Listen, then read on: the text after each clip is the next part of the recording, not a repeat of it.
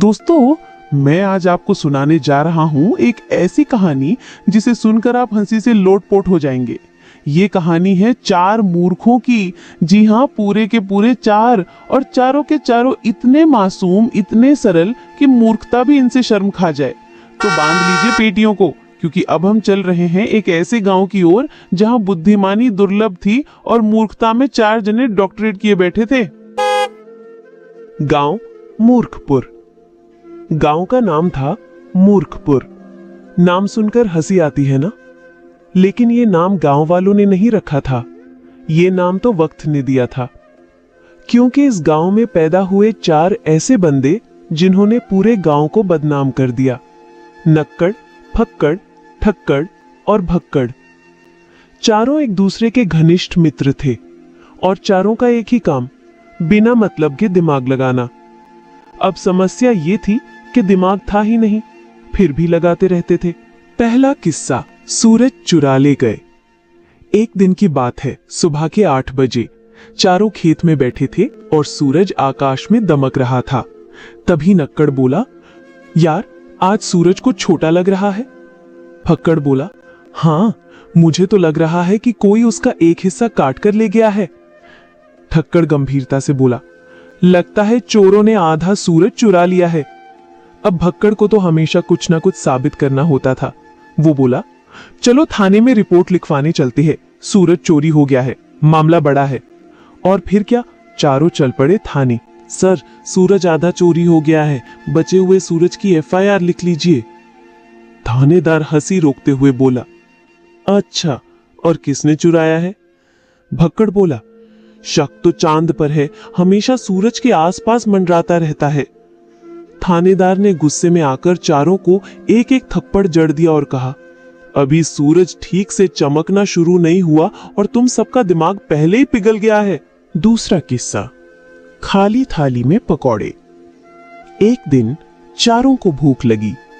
ठक्कड़ बोला, चलो पकौड़े खाते हैं। भक्कड़ बोला, घर में आटा नहीं है। फक्कड़ बोला, तेल भी नहीं है। नक्कड़ बोला, तो क्या हुआ, कल्पना कीजिए। चारों ने खाली थाली निकाली, उसमें कुछ नहीं रखा और बोले, चलो अब सब अपनी अपनी थाली में पकोड़े की कल्पना करो और चटनी की आवाज निकालो। फिर क्या, पूरा 1 घंटा चारों चट चट सट सट की आवाज निकालते रहे। गांव का एक बुजुर्ग आया और पूछा, बेटा क्या खा रहे हो? नक्कर बोला, कल्पनात्मक पकौड़े। बुजुर्ग ने अपनी लाठी उठाई और बोला, तो लो, ये लो कल्पनात्मक डंडे। चारों को उस दिन समझ आया, कल्पना का स्वाद नहीं होता, मगर लाठी की गूंज जरूर होती है। तीसरा किस्सा, गाय दूध क्यों देती है। एक बार चारों खेत में बैठे थे। एक गाय पास से गुजर रही थी। फक्कड़ बोला, यार ये गाय रोज दूध क्यों देती है? ठक्कड़ बोला, शायद ये हमारा टैक्स चुका रही है। नक्कड़ बोला, नहीं, मुझे तो लगता है ये खुश होकर देती है। भक्कड़ बोला, मुझे लगता है कि अगर हम उससे पूछे तो वो खुद बता देगी। अब चारों गाय के पीछे दौड़ पड़े। गाय मैया रुको, हमें तुम्हारे दूध का राज जानना है। गाय परेशान होकर भागी और चारों उसके पीछे। गांव के बच्चे पीछे से नारे लगाने लगे, गाय के पीछे 4 अज्ञानी, भाग रहे जैसे हो महामहिम ज्ञानी।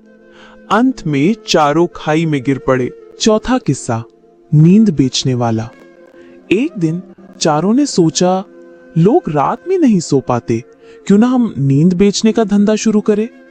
नक्कड़ बोला, हम सोते हैं, रिकॉर्ड करते हैं, फिर दूसरों को सुनाकर नींद बेचते हैं। फक्कड़ ने सोने की आवाज रिकॉर्ड की, हाँ, खर्र। फिर उसे बाजार में लगाकर बोले, ले लो ताजा नींद, खर्राटा मिक्सड, गहरी नींद पैक। एक ग्राहक ने पूछा, इससे क्या होगा? भक्कड़ बोला, आप इसे सुनेंगे तो आपको हमारी नींद लगेगी। ग्राहक बोला, फिर तो मैं आप ही को सुला दूं और मजे से खुद सो जाऊं। और फिर क्या, ग्राहकों ने चारों को वहीं सुला दिया और उनकी दुकान भी उड़ा दी। तो दोस्तों, ये थी 4 मूर्खों की कहानी। इनकी हर हरकत में ज्ञान छुपा है, ऐसा ज्ञान जो आपको सिर्फ यही सिखाए, दिमाग न हो तो चुप रहो, वरना तुम भी मूर्खपुर के नागरिक बन सकते हो।